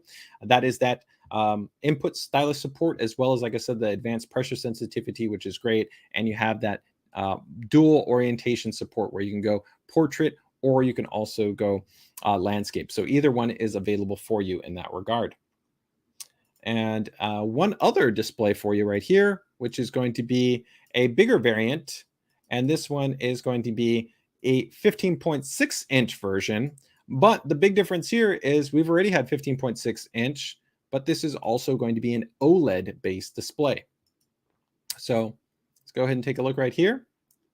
So here you're going to be able to get up to a 15.6 inch OLED based portable monitor. It will also come in a little bit later in a 13.3 inch base version. So you can have an OLED in either dimension. These are extremely lightweight. And of course, with OLED, you're going to get that outstanding contrast, really nice response levels too. You can see outstanding color accuracy and outstanding color coverage. And you also have that flexibility with the integrated smart case to be able to go and position it in different types of angles and be able to take care of anything. There you can also see that integrated tripod mount gives you flexibility that if you want to have this set up where you could stack it again above a monitor, just like with the other one, you have tripod mount support that's available to you. And you can also charge and display because it has the flexibility with dual connectors based in that model as well. And the nice integrated cover is a really kind of just nice way to be able to make sure that it keeps connected and easily be able to go ahead and take the unit along with you. So those are going to be two new additions. Again, we already talked about a few other of the portable displays, but you can see that, for ASUS, we really kind of cover the entire gamut from gaming displays, 500 Hertz, to our PA OLED series displays, to mobile monitors, with touch input and stylus input, to then secondary OLED, and then even portable gaming displays where we have our XG series portable, which is 144 Hertz or 240 Hertz or 17 inch, high refresh rate. We've got kind of the entire gamut. So really tons of different options available for you right there. So Darren, will these work with, 100%. The really cool thing about these mobile monitors is that there's no kind of requirement, right? It's literally just a passive display output. So I could connect that to my MacBook. I could connect it to my Nintendo Switch. I could connect it to my mirrorless camera. I could connect it to my phone. I could connect it to my iPad. It doesn't matter. You can use the input connection that works better for that scenario. So if you don't have USB-C display out on that device, then you can use the HDMI, which is universal, right? HDMI is pretty much almost on any one of these devices. And if there's no HDMI, then you can use the USB-C with display support. But for that, you do need to make sure that the device supports display output over the USB-C. And not every single device supports that. But many laptops and other devices do have that USB-C display output support. Okay. Hey, Rick Star, happy to have you here on the stream. So I'm not sure if you're just joining us right here. We're getting ready to wrap things up, but we have talked about a huge amount of hardware in this stream. And like I said, I was really looking forward to be able to touch on the PCDIY Builder Spotlight, but just not enough time left for today. So we're definitely going to make sure to include that in our next PCDIY hardware live stream. I'm going to go ahead and leave it open if we've got any other maybe questions from anybody else that might have any questions on anything that we might have covered here. So let me just go ahead and check and see if we have any questions that might have popped up. Stardust is letting us know, ASUS, you just need to make RAM, and then you can have a full ASUS system. Yeah, RAM and SSDs, right? So those would be kind of the two missing items in terms of that. And, never say never, but as of right now, we've got great industry partners that help us to cover, of course, SSDs and RAM, right? Hey, Ben, sorry, just catching up right now. The AP1201 looks so cool. Oh, fantastic, man. Thank you so much, Ben, for giving that feedback. Yeah, I'm really excited about the AP201. Which color do you like the most, the white or the black? I think they both look really, really cool. So how about the input lag on those portable displays for portable gaming? So in that regard, what I would probably recommend is if you really care about input lag, the OLEDs are going to be quite good because the OLEDs, of course, have very low response time, right? But we also do have the XG series. So the XG series actually even have high refresh rate.